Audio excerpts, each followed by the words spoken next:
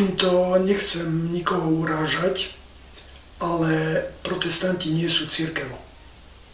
Keď pápež rímsky rozpráva o gréckokatolíkoch, rímskokatolíkoch alebo pravoslavných, hovorí o cirkvi. Keď však hovorí o protestantoch, tak hovorí o kresťanských spoločenstvách, alebo, aby nikoho neurazil, o cirkevných spoločenstvách. Cirkev totižto nie je spoločenstvo veriacich, ale ako svätý Pavol ju definuje v liste Efezanom a v svojom liste Kolosanom, cirkev je telo Isusa Krista a sám Isus Kristus je hlavou cirkvi. Telom Isusa Krista sa stávame v Božej Eucharistii. A preto každý, kto aspoň raz v živote pristúpil k svätému pričastiu, sa stáva členom cirkvi a údom Isusa, tela Isusa Krista.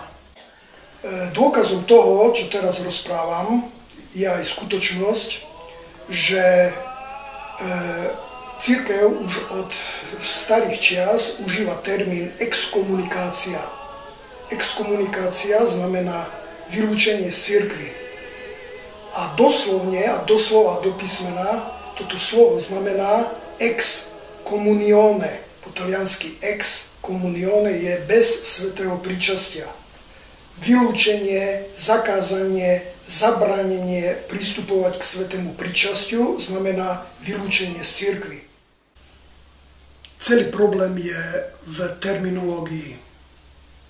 V prvom tisícročí sa pod pojmom krst rozumelo pohrúženie do vody, miropomazanie, to značí birmovanie, a prijatie Božej Eucharistie.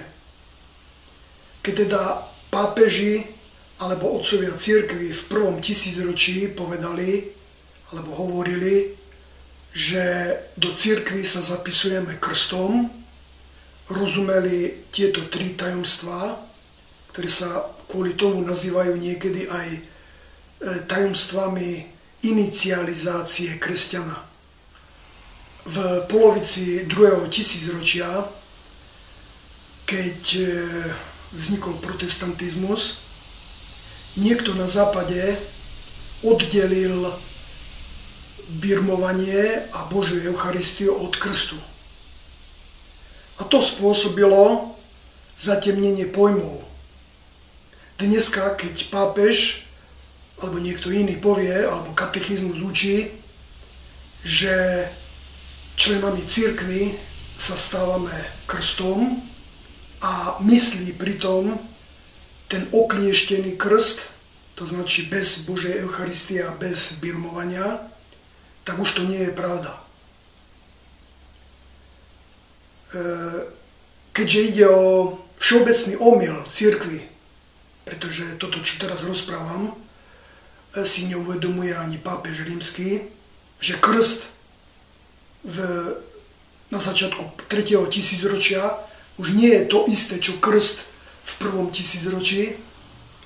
Keďže ide o všeobecný omyl cirkvi, cirkev v takýchto prípadoch supluje. Napríklad